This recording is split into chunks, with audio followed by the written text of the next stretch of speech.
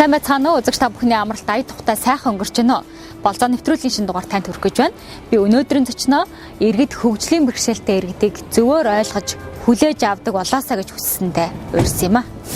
Өнөөдөр би болроо хэмээх нэгэн онцгой бүсгүйтэй уулзахаар цаг тохирлоо. Тэрээр тархины саажилттай хүмүүс түүнийг гаднаас нь хараад эрүүл сэтгэхүйтэй гэж төсөөлдөггүй. Гэхдээ тэр өөрийнхөө бэрхшээлийг ялж 10 жил их сургуулаа онц дүнтэй төгсөж үеийн хүүхдүүдэд манлайлж ирсэн. Тэр зорьсондоо хүрч чаддаг зоригтой бүсгүй. Бас сайхан бүсгүй. Түүний ээж буян жаргал охиноо эрүүлсэн бол загвар өмсгч болох байсан гэдэгт эргэлздэггүй. Болроогийн мөн чанарыг олж мэдэж сэтгэл алдарч явсан залуус би. Харин болроо өөрөө дурлахыг хүсдэггүй ээж. Саажилттай учраас дурлаж болохгүй. Өөрийгөө завна гэж хатуу хориг тавьж ирсэн. Түүний ээж ч болроог хэн нэгэнд дурлаж, дурлал нь бүтлгүйтэж, амиа хорлоно гэж гүйхий хэмээн имээдэг байсан гэж түүнийг хантай, хөөхөн охинтой болсны дараа хөвгөлтөөр дурсан ярьжээ. Болроо 28 настай ч хитрхи хийх твчиж, маш ихийг амжуулахар зорж байна. Хөгжлийн бэрхшээлтэй иргэн, энгийн иргэн хоёрын дундах хан хэрмийг нураах, гудамжаар алхахтанд хүмүүс айж цочиж, зорилгоо марттлаа харж зогсдоггүй. Ажилд орох гээд очихт нь бэрхшээлийг нь бус чадварыг нь чухалчилдаг нийгмийг бий болгох том зорилгын төлөө мэрэж байгаа. Тэрээр олон нийтийн сүлжээнд өөрийн дуу хоолойгоо идэвхтэй илэрхийлсээр байсан амжилтанд хүрч, өдгөө түүний бичлэг хэдэн зуун мянган хүнд хүрч, хүмүүсийн хуучинсаг сэтгэхүйг халахад нөлөөлж байна. Монгол Улсын ерөнхийлөгч хүртэл түүний санаачлагыг дэмжиж байгаагаа илэрхийлж дэмжснээр болроо одоо бодлого тодорхойлох яманд хөгжлийн бэрхшээлтэй иргэдийн хөгжлийн хэлтэст мэрэгжилтнээр ажиллаж байна. Тэгэхээр болроо маань өнөөдөр төрийн ордонд хуульцсан байнгын орон дээр хуулийн хилцүүлэгтээ суусан их завгүй өдөр байсан бах болроогийн хувьд одоо харин ажил дээрээ ирчихсэн байгаа юм байна. Ингээд удахгүй гараад ирээ гэж хэлсэн. Ингээд бүгдээрээ зочноо хүлээцгээе.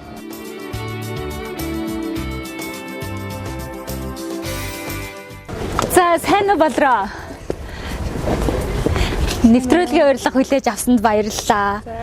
Өнөөдөр ажил ихтэй байсан уу?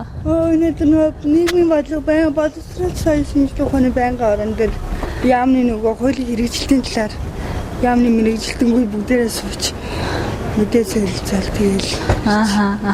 Чи саналаа хэлсэн үү? Чиний гүү нөө дотор нь ажиллаж байгаа болохоор угаасаа бүгднгийнх нь хийсэн ажил гэж.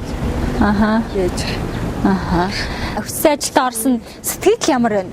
Сэтгэл аягүй өндөр байгаа. Ер нь 12 оноос хойш энэ яамд орчихсан гэж энэ хөгжлийн бэрхшээлтэй иргэдийн хилцсэг ороод ажилласан гэж бодчихсон бол сэтгэл аягүй өндөр байгаа. Одоо ингээд зорж тэмүүсээ ажилдаа орчлоо. Юу хийх вэ? Ойрын хугацаанд хийхэд төлөвлөж байгаа юм хамгийн түрүүнд одоо энийг хийндэ гэд төлөвлөж байгаа зүйл мэдээж байгаа х тий. Яг нөгөө олон асуудал байгаа л да. Гол нь нөгөө хөгжлийн бэрхшээлтэй хүүхдээ гэртээ хараад сууж байгаа ээжүүдийн асуудал айгүй орхигддаг. Хөгжлийн бэрхшээлтэй хүүхэд гэж зөвхөн нөгөө хөгжлийн бэрхшээлтэй хүмүүс рүү хандаад байдаг. Сонсож тэр хүүхдүүдийг хүн болгохгүй зорж байгаа ар гэрхэн хүмүүс бүгдээрээ одоо гэртээ суугаад нийгмийн даатгал төлдгөө тэр хүмүүс. Тэгээд ингээд нас яваад ирэхсэн тэд нар чи одоо битүүр тогтоолох боломжгүй болдог. Энэ асуудал дээр нь санаа оноогоо тусчихсан гэсэн бодол байдаг. Би нөгөө талаасаа хөгжлийн бэрхшээлтэй хүүхдүүд нөгөө одоо эрт онцлогдоод тий ямар онцтой байна гэдэг дээр нь сайн гараад хүүхдүүдийн боловсролын асуудлыг бас голчлмаар санагдсан. Тийм дээ хөдөлгөөн хэлгээл ер нь бол хөгжлийн бэрхшээлтэй хүмүүсийн асуудал чинь ганц энэ яамны асуудал салбар бодлого зүйн асуудал болохоор айгүй төвхтэлтэй. Тийм дээ одоохондоо яг би нөө ороод дөнгөж удаагүй байгаа болохоор ажилтаа танилцах байдалтай нөө. Асуудал яг тодорхой байдлаар хэлж авч чадаагүй байна. За шинэ хамт олон ямар хөө хүмүүс байна? Ямар хөө албанд томилогдов? Яг нөгөө хөгжлийн бэрхшээлтэй хүмүүсийн талаар яг бодлогоо тодорхойлдог яам нь учраас дотор хамт олон бол айгүй сайхан байгаа. Өмнө нь бол биш одоо нэг 2 газрын нүрийг үзсэн. Өмнө хаана ажиллажлаа? Шудраг өрсөлдөөнд яг ороод би нэг 7 хонсын. Тэгээд нэг доторх ажилчдын үүд айлуулцах байдлаас одоо 7 хоног гарч ирсэн. Тэгээд байгаль орчны яамд 8 сар ажиллаж байсан. Зөв. Хэвлэлийн албанд ажиллаж. Тэгээд ерөнхийдөө шудраг өрсөлдөөнийг статус яам тамгын газруудад ажиллаж байгаа хүмүүс л хөгжлийн бэрхшээлтэй хүмүүстэй харьцаа хандлага нь бол төлөвчсөн байдаг юм шиг. Аа. Сургуулаа хэдэн он төгслөө? Их сургуулаа хэр их замыг туулж иж хүссэн ажлын байран дээр ирж ажилтаа болж байгаа лээ. 12 онд Монгол Улсын их сургууль төгссөн. Өсвөр судлаач анги төгсөө. Тэгээд тухайн би төгсөхдөө энэ яамыг бүр ингээд хавалцсан. Харин тийм орж ажиллах гэж зорьсон. Тэгээд яг хуу энэ яамд орох өрөвдөл маань биелэгдээгүй явж байгаа. Тэгээд өдөр хүрсэн.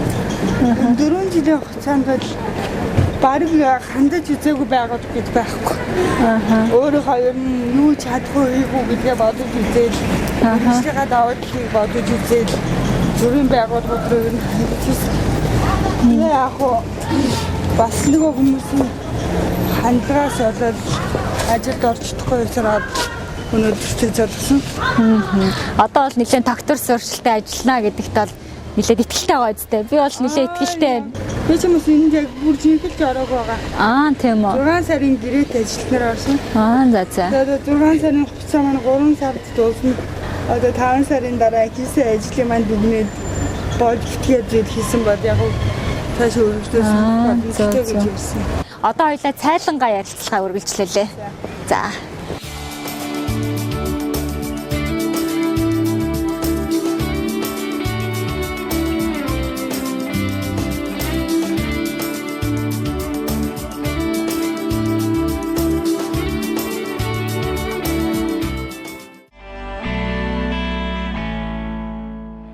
Үзэгчтэй ойлгомжтой ойлгох үүднээс асууж байгаа юм шүү.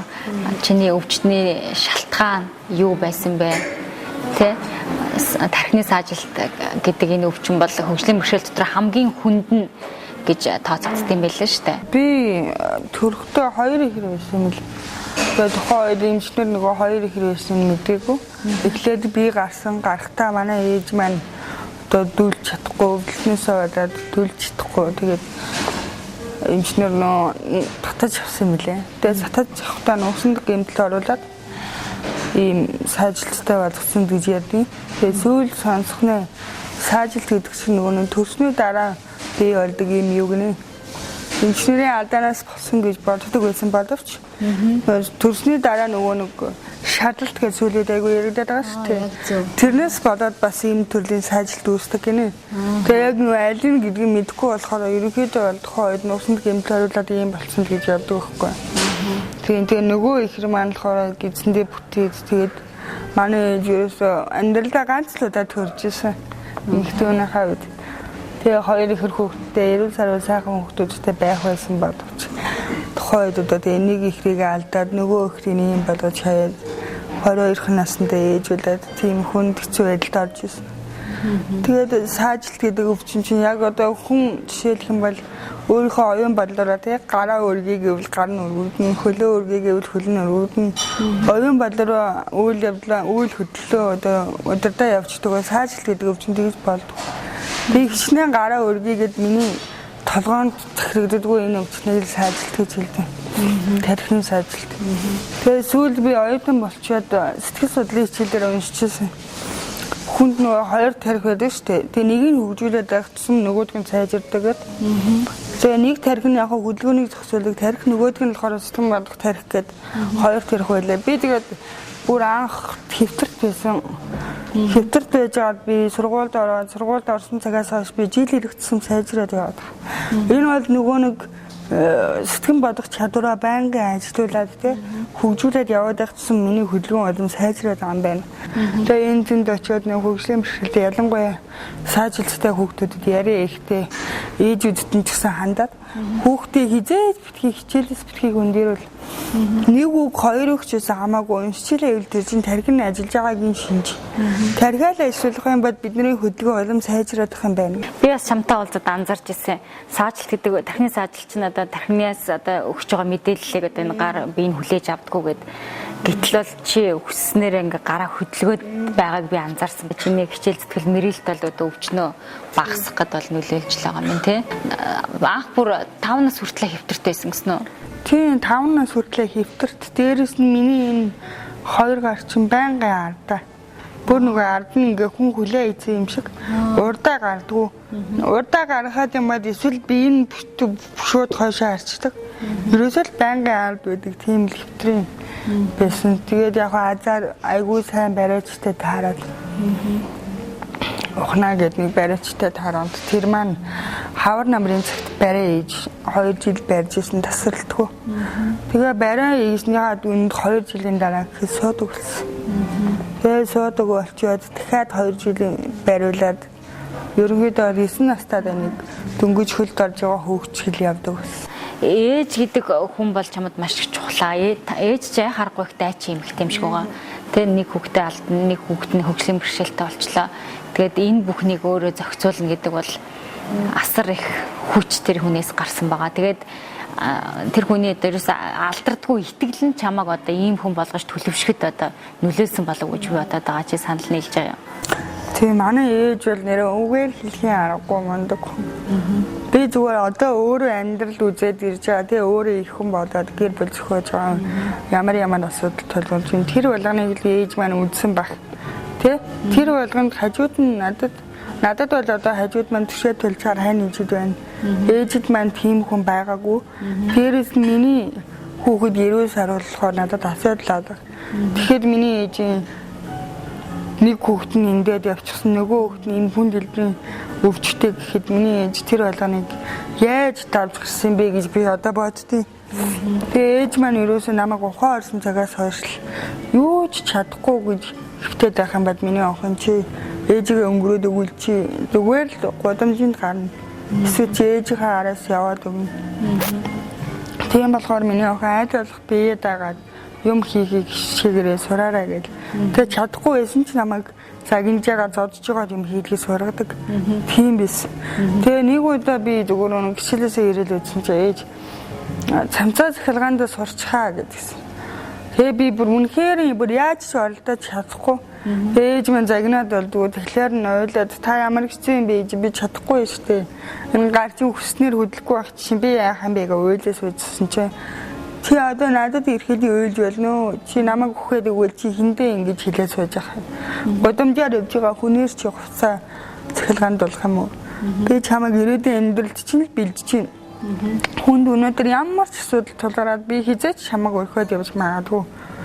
Өнөөдөр гинтийн осол аваар гэдэг юм чи ямар хэлж ирэх юм биш. Тийм болохоор миний охин намайг байхгүйд өөрөө үлдэх учраас амьдралд бэлэн байх хэрэгтэй. Ээж нь тэрэнд чинь чамайг бэлдэж чинь гэл ойлж байгаа л юм зөм хийлгээ сурагчдаг гэсэн. Хасар их сэтгэлийн төвчээртэй. Манай ээж ерөөсөн анханасаа надад айгүй хатуу шаардлага тавьж байсан. Яг бага ангидаа бол нөгөө жоох хүүхдийн сэтгэх байгаа шүү дээ. Тоглож надад за хичээлээ гэж нэг дүн авч ивэл болоо, онц авч ивэл ээж баярлах юм чинь тэгэл болоо гэж бодоо явцдаг тий. Тэгсэн чинь донд ангид ороод 5 дугаар ангид тооны шалгалт ангиараа унтсан. Тэгэл яав дээ нэг арай гайгүй авцсан гэж оноо найзууд баярын дүндэглээ гэж оноо гэрт очил бүгдээрээ гүзэр тоглосон үзсэн чи ээж гаднаас ороод ирсэн. Тэгээ заа яасан шалгалт чи явуулсан гэдэг чинь манай найз балраа тий тавьсан штэ гэж баярлал хэлсэн чинь шууд ухаан тесний өрн дөндөр алгадаад ирсэн. Тэгэл шууд нөгөө таваад исэн хүүхдүүд чинь тараал явсан. Тэгээ мэдээж найзуудынхаа дунд тийм байдалд орох чи юугүй штэ тий. Тэгээ ээж рүүгээ гомдоод та өөдгөө ядаж гараа авсныхаа дараа ингэж хэлж болоогүй мүү гэсэн чинь би чамайг ингэж 20 он сурах гэж би бүхэл амьдралаа чамд зориулж байгаа юм биш тий. Чи он сурахгүй чамайг хинч таахгүй. Он сурахгүй чи ямар ч сургуульд орж чадахгүй. Чи толгоогоо ажиллаж амьдрахгүй бол чиний гар хүчиг өснөр чи хөдөлгөө үстэй гэж загинжсэн. Ээж тэр 5 дугаар ангийн зун надтай юу ч яриаггүй. Хамгийн гол нь чамд мэдлэгчийн хэрэгтэй шүү гэдгийг ойлгуулах гэсэн ингэж хэлчихсэн. Бид нар бол нэг орой уурлал маргааш нэг цэхэлзэл мартын штэ. Тэгээ ач тэрэ тэгхэн өглөр үгүй байгаа. Ач тэр зэтэрээ бол зүгээр нөр хайлж урсаал байна.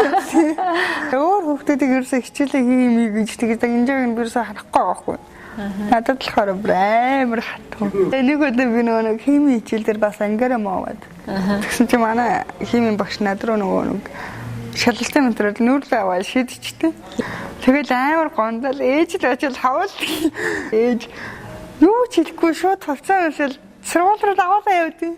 Тэгэхээр л за ажил загнахандаа гэж тэгсэн чинь нөө сургуулийн гадаа яг багш нар бас юм ийж суужсэн чинь химэн багш ээж тохорын ирж байгаа харчил яана нөгөө бууяч намайг ирж загнахны гэсэн чи ажууд нээсэн багш нар бууяа гэхгүй чи харж л аваа одоо ирээд шинийн нүүрэн дээр охиныгоо загна гэд хэлсэн. Тэгээ очиж ээж энэ чамаагаар надад хавж юм.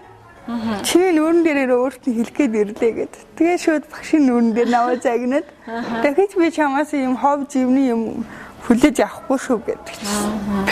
Хэдэн онд ерөнхий боловсролын сургуульд орлоо? 19 дэх сургуулийг төгссөн байсан уу? Тийм, нийслэлийн Баянгол дүүргийн 19 дэх сургууль. Манай гэрийн ойролцоод тэгээд явж манхад амар дээрээс нь бас нэг манай ах эгчнэр бүгдээрээ тийшээ төгссөн. Тэгээд 19 дэх сургуульд орж 9 настайдаа явж сургуулиуд ярьсан орсон. Тэгэл 5 наснда уг нь уншиж бодоод сурсан. Бие дагаад тэгээд нөө явж чадахгүй болохоор хичээлд явах хэцүү. Тэгээд хичээл сургуульд ороход ер нь бол хүүхдүүдийн хандлага бол эхний 2 өдөрд явах хэцээс. 3 өдрөөс эхлээд яасан чи манай нөө сургуулийн удирдлагууд бүгдээр анги болгоноор ороод. Болроо гэдэг хүүхэд ингээд нэгингээ ингээд ирж байгаа. Та нар битгий шоолоороо та нараас бусдаас жоохон арай өөр харагдаж байгаа байх. Энэ найз чинь ингээд бие муутай болохоор ингэж байгаа энэ та нартай адилхан сэтгэдэг боддог ийм хүүхэд байгаа. Хэрвээ шоосон тохиолдолд багш нар нь хатуу арга хэмжээ аваа шүү гэж хэлсэн. Хүүхдүүдийг тэгээд айж зоохгүй одоод дээрээс нь арга гэрийн дэмжлэг сайн байхаар тэр хүүхдэд өөр хэрэгтэй байхгүй шүү дээ. Тэгэл сурхаас өөр юм байхгүй юм чинь. Тэгээ яг анги дэвших тусам нөгөө бага ангийн хүүхдүүд нэмэгдэж орж ирнэ. Тэгэл тэр жоохон хүүхдүүд нөгөө очроо мэдхгүй болохоор айгүй шоолж айж мах юм гадаг л байна. Манай болроо чи 19 дэх сургуулийн бахархал болсон хүүхэд те. Сургуулаа онц төгссөн үеийн хүүхдүүдэд манлайлдаг байсан. Энэ манлайлал чи эргээд бас ийм бэрхшээлтэй хүмүүст ирээр тусч байгаа юм л таягаад тэгвэл 19 дэх сургуулийн хүүхдүүд багш нар бол яг энэ асуудалд бол ээлтэй ханддаг хүмүүс болж хувирсан байгаа. Энд бол чиний хувь нэмэр бол маш их байгаа тийм ээ. Түлд би нэг үндэсний телевизийн цоглог нэвтрүүлгээр орж ирсэн. Тэрэн дээр яг намайг их сургуульд орсон 1-р курст байхад гарч ирсэн дугаар байгаа. Тэгээ 19 дэх сургууль дээр очиод яриа аваад хөгжлөмшөлтэй хүүхдүүдийн сурч боловсрох эрхийн талаар ярьж ирсэн юм шиг байна. Тэгээд тэнд сурж ирсэн нэг хүүхдээс авах гэсэн чинь манай сургуулийн захирал жинхэнэ өөрийгөө ялан дийлээд онц сурдгаа сураад төгсөөд мойст ордгоо орсон ийм хүүхэд сайн ч байгаа. Манай сургуулийн бүр бахархалаас ийм шаман байдгийг гэдэг. Намайг зааж өгч явуулжсэн л. Тэгэхээр бас нилээдэн хүүхдүүдээс нөлөөсөн юм шиг үлээ л гэж боддог. Манай улсын нэг боловсролын тогтолцооны гажигл юм шиг байгаа юм л да. Хөгжлөн бэрхшээлтэй хүүхдүүдийг заавал тусгай сургуульд сурах гэдэг те. Энгийн хүүхдүүдтэй нэг сургуульд энгийн хүүхд гэж хүлээж авч сургадаггүй нас нэг дутагдaltaй тал юм шиг байгаа шүү. Сүүлийн үед нөгөө энэ шамруулан сургах шамруулах хөтөлбөр гэдэг ойлголт үгээсээ явж байгаа байхгүй. Тэгээ ерөнхийдөө айл болох юм тусгай сургуулиудаас зайц хий гэсэн тийм хандлагад ерөнхийдөө дамгаалж байгаа. Тухайн хөгжлийн бэрхшээлтэй хүүхдийг яг тийм эрүүл хүмүүстэй хамт одоо эрүүл гэж хэлээд байгаа шүү дээ тийм. Энгийн хүмүүстэй хамт нийгэмшүүлээд харилцаанд нь оруулаад тэр хүний өөртөө итгэх итгэлийг нэмэгдүүл. Тийм хандлага, тийм ойлголт ерөнхийдөө энэ нийгмийн хамгааллын юунд явдیں۔ Хөгжлийн бэрхшээлтэй хүүхд маань өөрийгөө ялан дийлэх одоо тэмүүлэлтэй болно тийм ээ. Эрүүл хүүхдүүдтэй энэ зэрэгцээ гэдэг. Нөгөө хүүхдүүд бол нийгэмдээ одоо хөгжлийн бэрхшээлтэй үнийг одоо гоочлж хараад байхгүй болох сайн талтай юм да тийм. Манай найзууд бас тэгдэж штэ. Хэрвээ чи манай ангид орж ирээгүй байсан бол манай ангийн коллективтэй гоё анги байх байсан уугүй юу тий. Бид нэр годомжинд чамшиг хүнийг харчаад эсвэл тэрэгэн зөртэй хүнийг харчаад яана энэ зам гаргаад өчгөнсөн гэж бодох бодол төрөх байсан уугүй юу. Энэ бол айгүй гоё нөгөө талаас чи манай ангид орж ирсээр айгүй олон хүүхдүүдэд нийгэмдээс нэг хөгжлийн бэрхшээлтэй хүмүүсийн тухай зөв ойлголт өгч чадсан гэж хэлдэг байхгүй юу. 10 жилийн найзууд маань. Тэгээд бид нар бүгдээрээ яг нэг багаасаа цуг явсан болохоор хүсдэггүйнд нь суудсан. Одоо гудамжаар нэг тэрэгэн зөртэй хүн амт явж байгаа юм бол өөрөөсөө яаралтай ажилгуудад ийшээ тийшээ хүргээд өчтдөг. Тим юус бүр суудсан. Хоёр талаар нь ер нь ашигтай тийм зүйл. Чи нэг ийм зорилттой байгаа шүү дээ. Одоо энгийн иргэн хөгжлийн бэрхшээлтэй иргэн хоёрын хооронд хан хэрмийг нураамаар байна гэдэг байгаа тий. Үнэхээр одоо гудамжинд хөгжлийн бэрхшээлтэй иргэн явж хахаар зөрж өнгөрч байгаа хүмүүс одоо эвэртэй тулаа үтсэн юм шиг хардаг тийм ээ. За зарим хүмүүс бүр зорилгоо мартаж байгаа те юу их гэж явснаа марттлаа хардаг штэ. Яг ийм байдал та нарт ямар санагддаг вэ? Мэдээж төвхтэй л байдаг баг л та. Ийм үзэгдэл хэрэг таардаг бай. Надтай бол ер нь банк. Өдөрт ер нь нийгмийн харилцаанд орлоо гэхэд зөрж өнгөрж байгаа 10 хүний ер нь 5 нь эргэж хардаг. Тий яагаад тэгэхээр угаасаа миний өвчний онцлог нь өөрөө тийм л дээ тий. Хүнд жоохон эвгүй харагддаг. Хөдөлгөөн маань аргагүй надад захирагддаг. Дээрээс нь явж гисэж байгаа маань бас хэцүү харагддаг л. Тэгээ нийлэнхүүдээ бол ерөнхийдөө бол сэтгэхүйн бэрхшээлтэй гэж хардсан мөлий намайг харахтаа. Би одоо эрүүл сэтгэхүйтэй маань ирүүлсэхгүй байгаа тийм эрүүл гэж харахгүй байгаа байхгүй. Би одоо жишээлбэл нэг тэрэгцтэй хүнтэй ч юм уу суг таягтай хүнтэй байлаа гэхэд хүн ирж юм асуухтаа надтай харцдаг байхгүй. Нөгөө хүнтэй харцдаг. Энэ бол зүгээр нэг сая зүгээр сонгуулийн үеэр би нэлээд нэр төвшөгчдийн тэр юунд нь очлоо л да. Хинч надтай ирж мэдлдэг байхгүй. Нэр дэвшиж байгаа хүмүүс үү? Нэр дэвшиж байгаа хүмүүс шүү дээ. Хинч надтай ирж мэдлдэг. Тэгээ өөрөө зорж очиод за би ийм сургуулийг төгсөө ийм хүн байна гэнэ зүгээр нэг ярих болдог байхгүй. Тийм ер нь бол энэ яг миний бэрхшээлийн хувьд гэх юм бол айгүй их тийм хүний нүдэнд өртдөг за сэтгцийн бэрхшээлтэй оюуны хомсолтой гэд хүнд буруугаар ойлгогддог тийм зүйлээд. Тэгээ би яг үнийг л эсэргүүцэж энийг л даахгүй болохоос ингэж бодоод л одоо өөрийнхөө захим хуудастай тийм бичлэг тавьжсэн. Тэгээ одоо сүүлийн үед зүгээр миний санаа дагаад ч тэр юм уу хүмүүсэд тэгж харах нь айгүй багассан. Монгол улсад өнөөгийн байдлаар 120 гаруй мянган хөгжлийн бэрхшээл иргэн амьдарч байгаа. Түүнээс хөгжлийн бэрхшээлтэй хөдөлгөөний насны иргэдийн 1835% нь ажил хөдөлмөр эрхэлж өгсөн харамсалтай тоо байдаг. Үлдсэн 80% нь зөвхөн хадмжийн тэтгэмжийн 140 мянган төгрөгөөр амьдарч байгаа юм. Энэ хүмүүст олон ямар нэгэн өөр их усуй байхгүй гэдгийг бодож үзэх хэрэгтэй. Ингээ бодоод үзэхээр Монгол байгаа хөгжлийн бэрхшээлийн иргэд маань алгуус настаар амьдарч байгааг хэлхэн зүйтэй хаа. Тэгээд нэг айгүй тийм гоё мессеж өгсөн гэх юм уу те хүмүүс мэдлж өрхөөрөө сайн байна уу таны бичлэгийг үзсэн шүү. Урд нь би таныг харсан бол хэрвээ таны бичлэгийг үзээгүй байсан бол таныг нэрэл нэг тэнэг мангар юм байна, сохтуу юм байна гэж харах байсан. Үнэхээр ингэж бичлэг хийж яасан ч зөв болсон шүү. Дээр би ингээд хаягтай хүн замаар гэж яхад тусалсан ингэсэн тэгсэн гэдэг замаар өнгөрөхдөө яриа өдөрч шинэ тийм болсон. Энэ чинь л чиний дэ зориг шүү дээ тий. Үр дүнгээ өгч эхэлж байна. Монгол Улсын ерөнхийлөгч хүртэл чиний бичлэгийг анхаарч үзээд үнэхээр одоо энэ анхаарах хэрэгтэй асуудал шүү гэдгийг бол ерөнхий сайдтай уулзах үеэр ярилцж байсан шүү дээ. Чи тэр бичлэгийг үзээд өөрөөрөө бахархаж ив. Би өөрөөрөө гэхээсээ илүү ээжээрээ бахархсан. Хэрвээ ээж маань хичээж, зүтгэж ийм болгоогүй бол би зүгээр л нэг хэвтэрт зургатаас л мэдээлэл аваад байж явах тийм хүн байх шүү дээ. Манай ээж хүн амьтан тоохоргүй тийм царай муутай яадгийн алдсан хүн байдаг. Үнэхээр сайхан эмэгтэй байлээ. Задуу зандан наснд нь өчнөө л хүн таалдаг гэсэн байлгүй. Өчнөө хүн амьдрээс уу гэж хэлтгэлээсэн байлгүй. Зүгээр л миний төлөөл бүх юмаа гаруунд нь хаяал. Ерөөсөө амьдралын гол утга учир нь бий л болсон тэр хүний хувьд. Амьсгалах агаараа хүртэл бараг надад зориулахаар тийм хэмжээний хэрвээ тэр хүн тэгж хичээгээгүй бод би өнөөдөр бодээд бадуусар дэзэмшээд тэгээд ингээд фэйсбүүкээр дамжуулаад бичлэг хийгээч үгүй ч үү те тэр юм аа ерөнхийлөгч үзээч үгүй ч үү яг би тэр буян жаргалын болроо гэж ерөнхийлөгч гэдэгт нь бэжрээ л айгүй бахаж нөлөөсөн ганц нэг хөгжлийн бэрхшээлтэй нэг иргэн буян жаргалын болроо гэдэг нэг иргэн нүүр ном дээр нэг бичлэг тавьсан байсан харсан уу? Хараагүй те.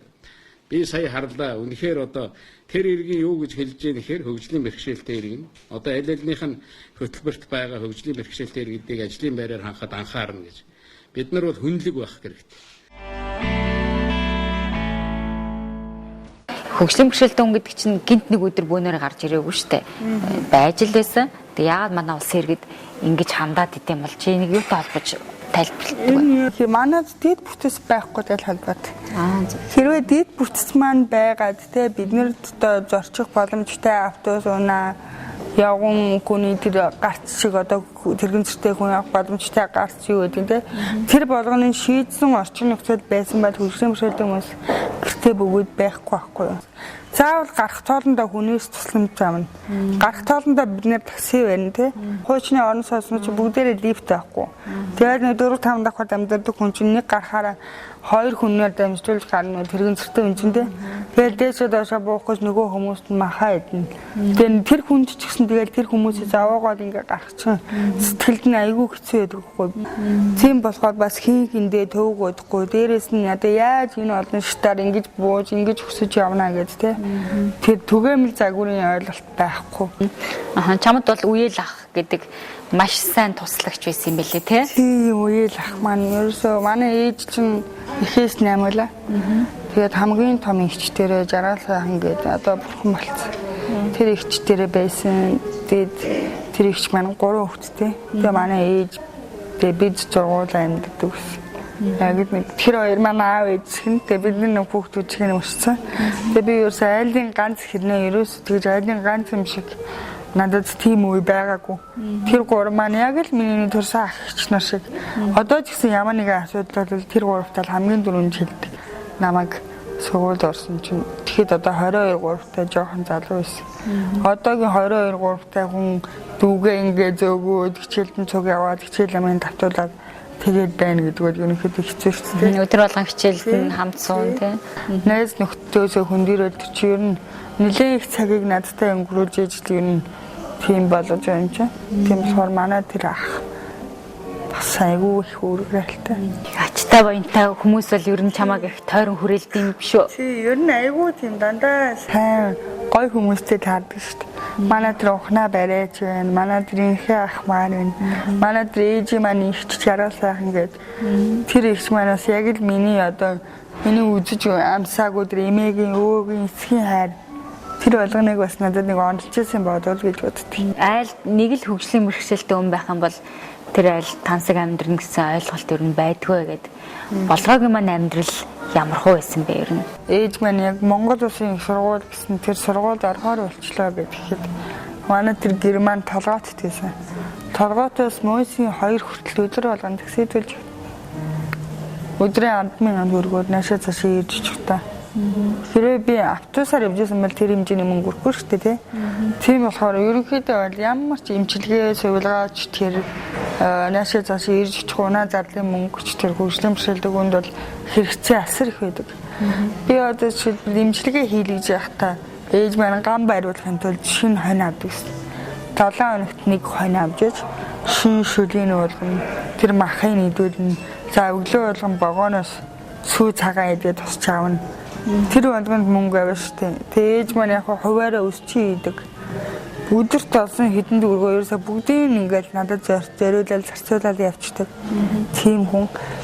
Тэгэд ганц сайжилттай ажилтгүй тэрэгэн зэртэй хүмүүс ч гэсэн ер нь бэрхшээлтэй хүн болгонд л асуудал айгүй их байдаг учраас тэр айл гэрч ер нь баян тансаг амьдрал гэж ер нь бол байхгүй шүү дээ. Харамжийн мөнгө маань өнөөдөр хэд байгаа юм тий.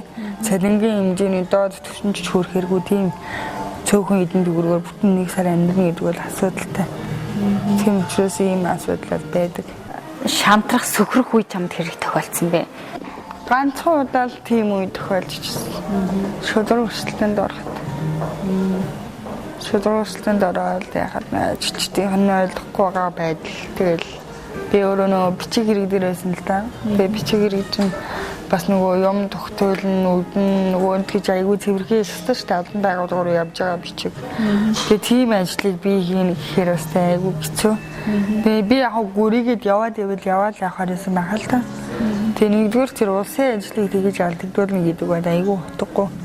Нөгөө талаас өдөр болгон тийм байдалтай очихоор миний бас нөгөө сэтгэл дотроо нөгөө гоё гал маань багаар унтраадсэн баг.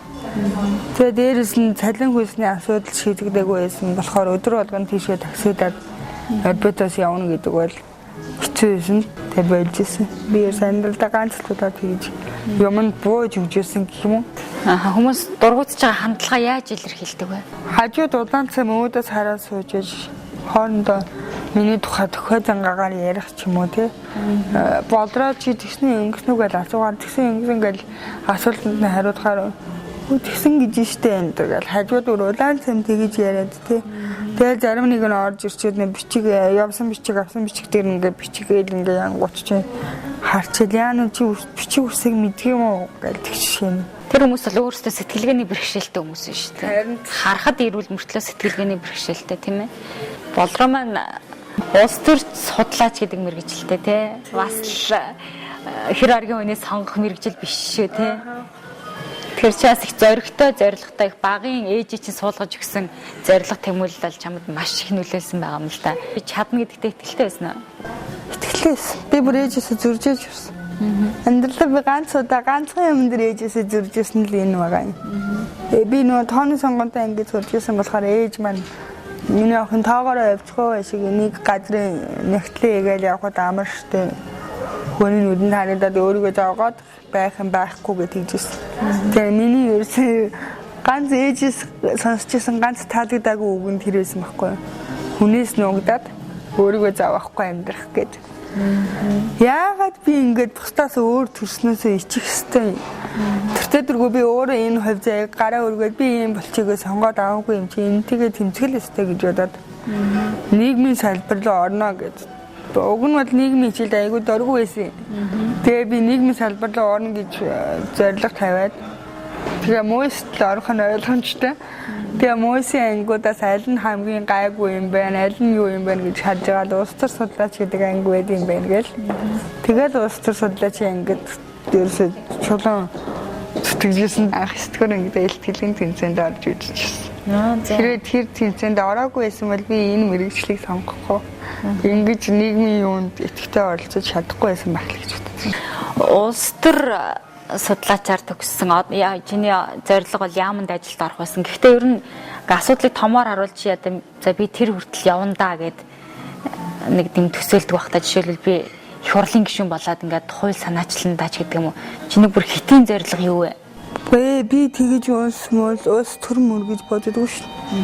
Яг мэдээж сүүлийн үед улсын гурал тийм ээ ямар нэгэн төрийн байгууллагад улс төрийн шийдвэр гаргах түвшинд хөгжлийн бэрхшээлтэй хүмүүсийг бас коватлж оруулах хэрэгтэй гэж яригдал байгаа.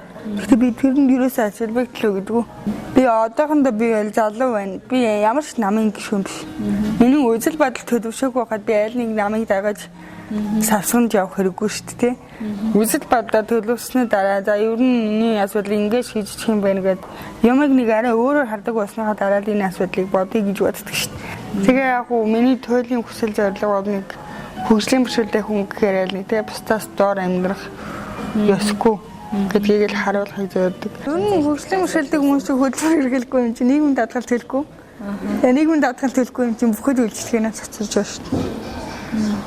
Тийм хөгжлийн бэрхшээлтэй хүүхдтэй ээжүүд чинь миний ээж ч гэсэн одоо нийгмийн даатгал төлдөг.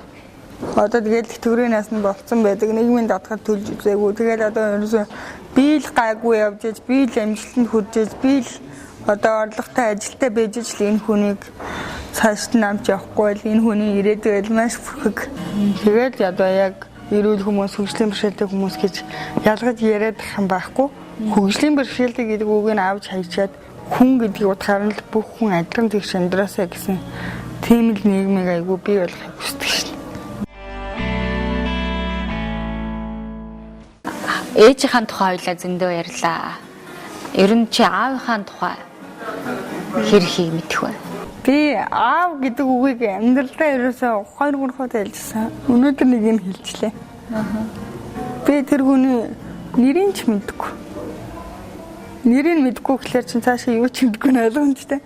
Мэдхийг ч хүсдэггүй, мэдэх ч хүсэлээдгүй, мэдлээ гэж ч ер нь одоо яах юм бэ? Тэрцээ дөрвөө миний ээж насаараа энэ амьдралыг нөрөн дээрээ үүрээд одоо ч гэсэн үүрэл явж ин тэр хүний өөрөөр айл юу ч байгаагүй учраас би тэр хүнийг ямар ч мэдэх хүсэл байхгүй.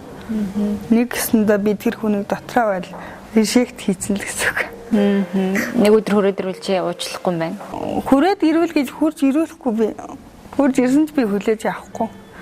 Тэр хүний орон зай надад бол хүмүүсийн төдөөч авахгүй. Ханыхаа тухай яриач. Манай нөхөрчин хөнгө атлетик хичээлдэг.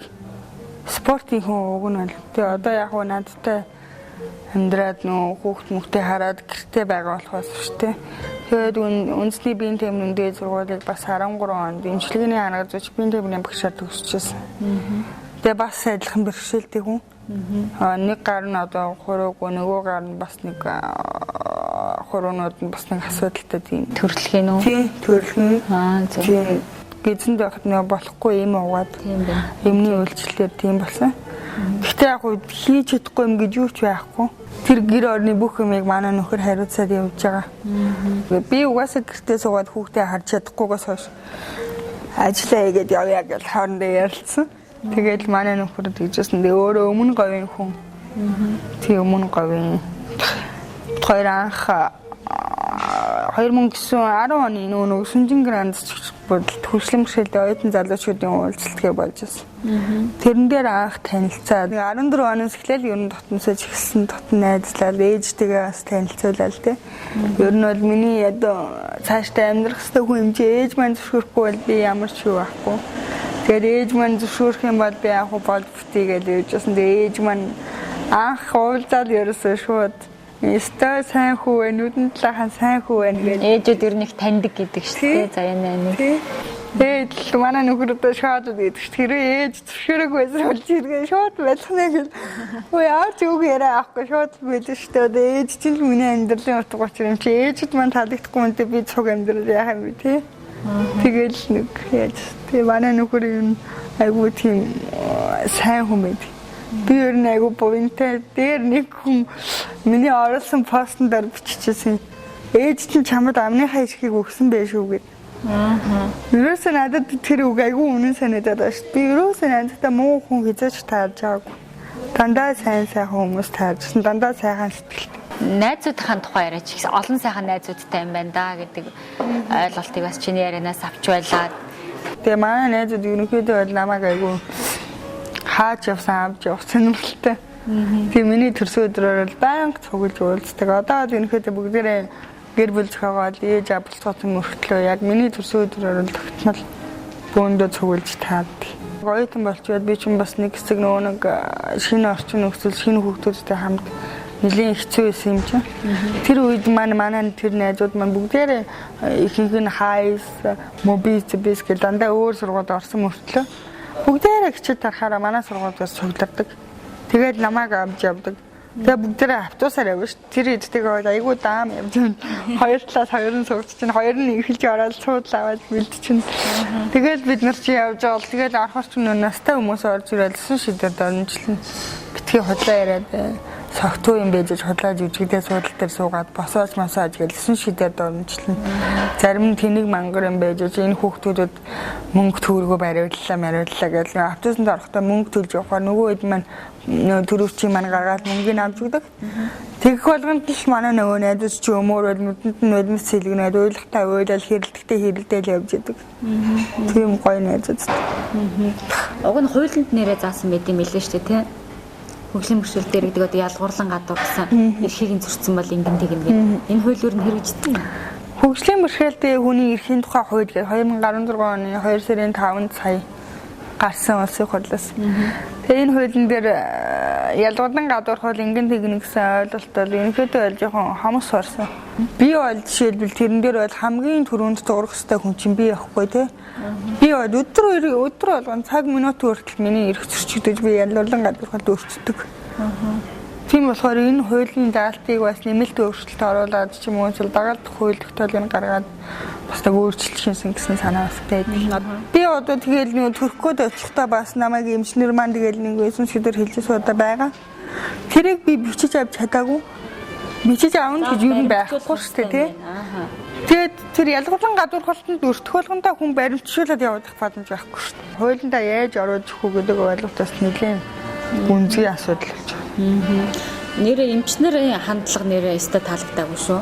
Одоо эрүүлээс өвчтөө бүх төрлийн хүнтэй харьцаж байгаа хүмүүс одоо саажилттай ч гэсэн эрүүл аруул ухаан санаатай юм хүн одоо үр хөвгттэйгээд одоо амьдралынх нэг жаргалтай мөч штэ. Тэгээд зориод очиход дэлгэр хэлсэн гэдэг бол үнэхээр таалагдаагүй шүү. Тийм. Хүүхдээ мэдчихэл, хүүхдтэй болсоогоо мэдчихэл бид хоёр хорооныхоо өрх хэмлэгт очиод төвтрээ нээлгчээл за хоёр ингээд юунд зүжүүлээрээ ихад харуулаарай гэж бид хоёрыг яваас тэгээд хоёрж хөдөлж очиод ихад харуулсан чинь зүрхний цохилтын сонсол тэнгэр сэтгүүлсэн хоёр юм бөө баяр ээж рүү уцтал сая зүрхлийнхэн цохилтыг сонслоо тэдэн хоногтай гэж гэж амар даг хэлчихэл зүрхийнхаа эмзэглэр очил хяналтанд орох гэсэн чинь ийм төрөх гээд ирчихэж байгаа мó гэж гисэн. Тэгээд ерөнхийдөө нэг тийм хандлагатай байсан. Тэгээ юугаас заавал нөгөө нарийн мэрэгжлийн эмчид орж хяналт авч яж төрөх ёстой байдаг тийм. Тэгээд нарийн мэрэгжлийн эмчээр яваад ингэж тэгсээр адил баг сар шахан болсон юм чинь. Тэгээ сарын дараа буцаж очиод эмчээ намайг төр гинэ гэдээ явуулсан чинь доктор үзлэх хийх гээд өрөөндөө олонгоотой би нөгөө өндөр орон дээр нь өөрөө гарч идэггүй нөхөр маань намайг тэрврээд гаргасан чи яана ийм хоёр юм төрөх гээд байгаа штэ гэл сэвлэгч нь ороод ирсэн чинь тэгсэн чинь нөгөө сэвлэгч нь яана тийм юм уу гэсэн чи одоо тий төрөх юм бах уу нөхрийнх нь гарыг бас хавдаа мавдаа гэл тэгээ ярьж байгаа байхгүй хоорондоо одоо төргээд явуулсан биш одоо тий төрдгөл байхтай гэл тэгэл яг би ч яг тухайд нээхэн бодог өөс өдөр одоо тиймэрхүү хүмүүсийн хандлагатай өчөрдөө юм чинь тий надад бол нэг нөлөөлөхгүй тэгээ би зүгээр юм бодохгүйгээр ээжтэй очиод ярьчихгүй ашгүй ингэн байж нэг юм төрхөөр бодлоо ингэн байж хяналтанд орлоо гэд ярьсан чи ээж маань бүр мэлмэртэл байлаа өчнөө л удаа би чамаа хүнд тэгэж донтуулаа инглээ тэгдэ гэдгийг нь чи сонсчихсан тэр болгоныг би ингэж хүндэр тусгаж авч байгаагүй наа чи надад үнэхээр хүндэр туслаа яагаад эмч хүнээс тийм үг гарч байгаа би тэрнтэй ч очиж уулзсан гэдэг тэгээд ээж маань өргөдөл бичээд шингэлтэй дүүргэн тэр одоо холбогдох тэр дараагийн хүн дээр нь орё гэдээ орж исэн тэгээд нөгөө дарга нарын байлаж байгаа ээж маань чи манай хүүхдээ ингэж хийсэн гэж үстэй тэгсэн гэж үстэй гэж тэгсэн. Тэр хүн юу гэж мэлзэж болдгийм бэл. Тэгсэн чи манай нөхөр бас өөрөө бас нөгөө эрэгтэй хүн болохоор нөлмсаа гаргаж чадахгүй. Өөлж чадахгүй тухайн үед бас амар хэцүү байдалтай байсан юм шиг байлаа. Тэгээ би яг нь өдөр болгон ийм их юм сонсороод чих дэжирсэн ч юм уу. Ямар ч гим хийгээгүй мөртлөө яхаараа дандаа гимтэй юм шиг юм гэж байх хэрэгтэй юм би тийм. Харин тэр л хамгийн хэцүү би ерөөсөө хорхоод ч хоргүй юм тийм. Өөрөө бүр заримдаа би бүр сэтгэл готрох үеч байдаг. Би хинч гим болоогүй хинийч би амьдралд нь саад болоогүй хаад хүмүүс яагаад надаас ингэж төвөгшөөгөөд яагаад надтай тавхан үг сольж чадахгүй хажуудлын маань хүнтэй хацдаг юм бэ. Миний дотоод ертөнцийг мэдэхгүй байж яагаад намайг гаднаас нь дүгнэдэм бэ гэж би айгүй их боддгийн. Хэлээд жоохон хугацаа орох бах тий. Одоо тэгтээ яг хуу эхлэлийг болж тавьж чадсан. За ингээд нэлээ хил амны байгуулж сайхан охинтой болсон тий. Гэтлээс хүүхдээ тэрвэрч чадахгүй гэдэг бас үнэхээр их хүний хувьд бол хэцүү тий. Одоо бол харьцангуй охин том болоод тэрвэрч чадахтайгаа болсон байх гэж би бодож байна. Намайг нэгдүгээр төрхийн ган үеиг эмч удирдах төрүүлсэн. Тэр эмч маань намайг төрүүлчихэд хүүхдийн маань хажууд үнсүүдэл аваа явжсэн. Тэгээд нэг 2 цагийн дараа сэргээх өрөөнд байхад маань хүүхдийн маань авчраад хажууд хитүүлсэн. За хүүдэрэй гэл. Хүүхэнд маань уураг бүр айгүй хангалттай.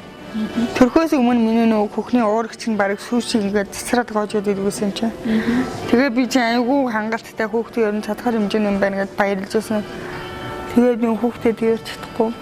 Би бүр мэлмэртлээ байжсэн. Би ерөөсөө нүдэс туслалдаггүй байхгүй ерөөсөө. Би уйллаа гэж яах юм блэ? Хайр нүдмэс цагаад л хараа өчнөд уйлах хэлгүй. Магадгүй ээжигийн энэ харуугаас хадаад өгсний дараа миний нүдэс хангалттай гарах юм чинь гээд би нүдэмсээ гаргадгүй. Тэр үед би өөрөө ихгүй бүр ингээд мэлмэртлээ байлаад охиныгоо харахаар тэрмээр идэг. Тэгээ сүү маань байгаад хүүхэд маань хүүхэд чадахгүй ангалзаад өсөөд үйлээд ах үнэхээр хэцүү байгаа юм чи. Хичээгүй юм бэ. Өөрийгөө би бүр зүхэд ээж би чи ерөөсөө хүний сүг юм биш тэгээд ээжтэй хэлжсэн. Ээж юу яриад ам би чамайг ингэж өсгөөгүй шүү миний охин тэгэж ярьчихгүй шүү гээл. Тэгэл ерөнхийдөө айгүй хүнд хэцүү нэг сар өнгөрсөн. Эхний нэг сар бол тэрэнд бас миний буруу ч бас байгаа л да. Угаасаа төрхөө мэдээр ээжж тэгээд нэмэлт цэжэл аваад өчтөр амьдралын боломж байхгүйгээ мэдээр ээжж хүүхдээ төрснийхаа дараа яаж хөлөх вэ гэдэг дээрээ би бас бэлдээгүй тэр бас миний буруу. Тэгээд ихний хэдэн хоног угжаал сүүгээс хаагаад угжаал өгөөдсөн. Тэгээд нэг сарын дараанаас эхлээд хөвчөж өхөөлдөг бол. Тэгээд ер нь хүүхдээ ингэрдээ тэрврээд үзчихсэн гэсэн бодол рүү 8-9 сар хүртэл нь ер нь явжсэн. Тэгээд одоо ч гэсэн би яг айгаад ингэртээ яг бүтэн нааж үзээгүй. Зүгээр л ойртож нэг гараараа хүрчээ идэл тэгэл болцдог. Ягаад гэвэл энэ гарын маань хөдөлгөөн надад зөвхөхдөггүй. Миний хүүхдэд л би яагаад хүүхдээ ингэж хэвч чадахгүй юм бэ гэдээ өөртөө айгүй гутардаг. Болроо өдөр болго ингээд янз янзын хүмүүстэй таарад ингээд гадуурхагдаад ингээд элдв янзын хандлагуудыг авчин би ойлгохгүй хичээдэг. Уйлж ил та. Уйлж явах чинь чамд бас сайн мэдтэй. Би айгүй шаартай. 10 жилдээ нэг найзаас манай найз 100 авсан. Би 98 авсан. Би шарандаа тэгэхэд би нэг амар уйлж. Тэгээд ер нь шар хөдөлгөөрөө л уйлдаг. Тэрнээс бусдаар би нэг хүнд дарамжлуулаад, доогжуулаад шид болсон үедээ бол нөлөөс туслаж байсан удаа надад байхгүй. Миний одоо туйлын хүсэл гэх юм бол ээж маань миний төлөө 28 жил одоо зүтгэлээ дээ. Энээс цаашаа дахиад 28 жил ээж хадлуу ядаж зүтгэжсэн гэж боддог. Яагаад гэвэл ээж маань би бүр амар одоо сүүлийн үед өвдөд болсон. Тэгээд тэр болгонд айгүй бүр хэцүү надаас л бол ийм болсон шүү дээ гэж бодохоор бүр сэтгэл өвдөд өвдөж байгааг нь харахаар л бүр өөрөө ирэхгүй уйлчих гал тэгээд охиныхоо ардаар орж ногдол байж байдаг тийм болсон. Ээжийнх нь би юу нүгдээд байгаа. Мөн тэгээд надаас болоод ерөнхийдөө имчилгээ цэвэрлэгээ хийл гэж юусэн үзээгүй. Тийм бах тий. Тийм тэрсэн үргэлжлэн мөнгөд ажиллаа хийж иж ламайг үдэн зэрэгтэй болгож байгаа юм чинь. Ээж ажиллаа хийхгүй байсан тохиолдолд амьдрал зохиосохгүй. Одоо ч гэсэн тийм л байдалтай байгаа юм чинь. Өвцөн ч гэсэн яаж иж байгаа шүдээ зугаал ажиллаа хийж тавьж идэг тийм. Ээж нь одоо 50 настай юм байна тий. Тийм 50 хүрч. Ээж нь ер нь наргиж цэнгэж үдсэн болов. Нэг ч удаа яаж өгдөө одоо ээж маань ямар ч найзгүй байсан л доо. Ерөөсөө бүх амьдралын утга учир нь ганцхан найз дээр байдаг болохоор тийм болохоор нөө найзууд нь ч сүлдээ хүндэрэл явчихдаг тий.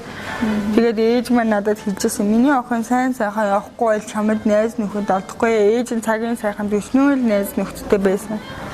Одоо хаалтаа нэгэн ч алга. Нэгэн ч миний найз ингэж завж өгнө тэгж завж өгнө туслах үеийнхүүгээд ирж байгаа найз нөхөд алга. Миний охин тарай аз болж та айгуу сайн хоёр найз байдгийн мангал баярлал яаж. Тэр хоёр найз маань үнэхээр яг намайг ажилгүй гэртээ ингээд сууж хахад яг зангаа хуургаагүй хоёр найз маань тэр хоёр л аваа. Ер нь нэг эмэгтэй хүмүүс амарчаад гэртээ нэг жил гараад суухтал ер нь найзгүй болчиход идэг болсон байх шүү ер нь. Энэ бас найз бишийн шинжтэй тийм ээ. Харин манай тэр хоёр найз чи ер нь айгуу сүрхий штэ. Манай тэр намун дээр гээд найз бүр ингээд төрсний дараа байнгын ихэр жимс байж болж байна. Миний найз аргагүй ээж нь ганцаараа зүтгэж байгаа хэцүү байгаа. Нөхөр чи ажидгүй өөрөө ажидгүй ингээ идэж явах юм бас тийм гой шимтэй юм идэж чадахгүй байгаа гэдэг юм бариад ороод ирдэг. Тэгээд сая гэхэд чи ажил арах боллоо гэсэн чинь тэгвэл миний найз энэ мөнгөөр утас авчих гэж мөнгө шилжүүлээл утас аваад өгч очиж юм. Найз над мөнгө чаахгүй угаасаа чамд утас авч өгье гэж бодож ирсэн гэл. Одоо ер нь тийм найзтай хүн гэж орно байхгүй шүү дээ. Чиний яриг сонсоход одоо их хүсэл тэмүүлэл ингэж хиймсэн тэгч хиймсэн гэсэн зорилго байна. За гэтэл эрүүл саруул сайхан мөртөл ямар ч зорилгогүй хүмүүсийг харахаар чи юу гэж боддог вэ? Өмнөөс нь харамсдаг шүү дээ. Хайр юм ингэж яхаа оронд тийм нэг хэл сураад тийм юмд яваад тэгчихсэн бол гэл. Хэрэг би энэ хүний оронд байсан бол гэж боддог байсан. Гэтэ одоо би тэгж бодохоо байсан. Чи би бол үнэхээр азтай сайн хүмүүстэй таарж исэн гэл те. Яг магадгүй зарим хүн чамайг хараад азгүй юм бэ гэж бодож байгаа нууц биш те. Сайхан эрүүл саруул байхгүй ямар азгүй охин бэ гэд. Тэгэхээр байгаа зүйлдээ сэтгэл ханж амьдрна гэдгийн утга учирыг бол би үнэхээр чамаас олж хараад байгаа юм л да. Одоо нэгэн ээж маань юм болгоогүй би өөрөө юм болъё гэж сонгоогүй амьдрал цаанаасаа бурхан намайг ингээл төрүүлсэн. Ингээд юм болсон л юм чинь би мянган би ирээдүйсэн бол ингэсэн бол тэгсэн бол гоншглоо гэд тийм ирээдүйн надад байхгүй юмгээс хойш байгаа юмд сэтгэл ханахаас өөр байхгүй. Тэгээд чи ээж маань юусаа багаас би чамд юу авч өгнө тэрүүгээр л чи ер нь Өөрийнхөө хэрэгцээг хангахад л болно. Илүү дутуу юм ер нь хараад ах шаардлага байхгүй гэдэг тийм сэтгэхгүй суулгаад өгсөн. Би ч өөрөө ерөөсөө ээжээс ерөөсөө нэг ч удаа би ийм аваад өгөөч, тийм аваад өгөөч гуйжээс удаа байхгүй. Би өөрөө тийм сони эргэтэлэг. Ерөөсөө би загварын юм гоо сайхан мах юу сонирхдаггүй. Миний ганц сонирхдаг юм сакс. Сакс хэр тоглолтын тэгээд? Гэхдээ тоглож чадахгүй зүгээр л үзэж дэмждэг сэтгэлийн таашаал авдаг юм уу тийм. Цаг зав гарган бидэнтэй ярилцсан чамд маш их баярлалаа. За хүссэн зорьсондоо одоо хөрхөнд гарцаагүй гэдэгт би бол итгэлтэй байна. Тэгээд чиний амьдралд маш олон сайн үн тохиолдсон гэдээ хоёулаа ярианы туршид нилээ их гарлаа. Тэгээд тэр хүмүүс маань бүгдээр одоо чиний ярилцлагыг үзээд сууж байгаа бах. Бүгд яриаг итэн анхааран сонсож байгаа бах. Тэр хүмүүстээ баярлалаа гэж хэлэх талархсан сэтгэлээ илэрхийлэх байхаа гэж би бодож байна. Тийм намайг үдэ зэрэгтэй явах гэж нөө өөрөөр л байсан. За ээжигээ хэлий. За их төвшин ахыгаа хэлий. Тэнгэрт байгаа ухнаа өгшигээ хэлий. Тэнгэрт байгаа жагаа ихчигээ хэлий. Мөн одоо бодроо их савдаа их гэдэг миний хамгийн ойрын хэдэн хүмүүсээ хэлж ин дээрээс нь би хажууд маань хань төшиг болоод явж байгаа. Хань ижилдээ баярлалаа гэж хэлээ. Үнэхээр эрэгтэй хүн баймгүй зин төвчөртэй зан гараад өнөөдөр өглөө босоод намайг хүргэж өгөөл үсг зэг маань янзлж өгөөл хувцас нэрээ маань өмсгөж өгөөл ажилд маань хүргээл өрөөнд наваал тэгэл тэр оронд чинь хоо дундаа хийгээл хүүхдээ харна хэрэг оргийн эрэгтэй хүнээс тийм төвчөр гарахгүй тэгээ тийм маань зогсуулаад явж байгаа нь хүртээ баярлаа гэж хэлье 10 жилийнхаа 2 анги өдөрсөн багш бага ангийн багш сумья дунд ангийн багш нам туяа гэдэг тий за мөн дээрээс нь бас 10 жилийнхаа ангийн хүүхдүүдтэй бас баярлалаа гэж хэлэх болно. Үнэхээр сайхан хамт олонд байсан болохоор би их сургуульд орчихсон. Их сургуулийнхаа багш нар, их сургуулийнхаа бас найзуудтай бас баярлалаа гэж хэлээ. Би ядаас намайг төрөлтийг маань удирдчихсэн. Гам ийг багшны үнэхээр гам ийг юм чи үнэхээр бүр баярлалаа гэж хэлэх үг бол багтаар. Дээрээс нь дүүргийн чингэлтэй дүүргийн юм чи байна. Эмчээ сүүлдээ солиулсан юм чи. Чингэлтэй дүүргийн намайг хяналтандаа авчихсан ариуна эмчэд бас баярлалаа гэж хэлсэн зүг. Тэгээ мэдээж хоёр дотныхоо нээзтэй бас баярлалаа гэж хэлсэн. За баярлалаа. Жаргал хамгийн сайн сайхныг хүсье. За баярлалаа. Нэвтрүүлэгтээ оролцуулсанд маш их баярлалаа.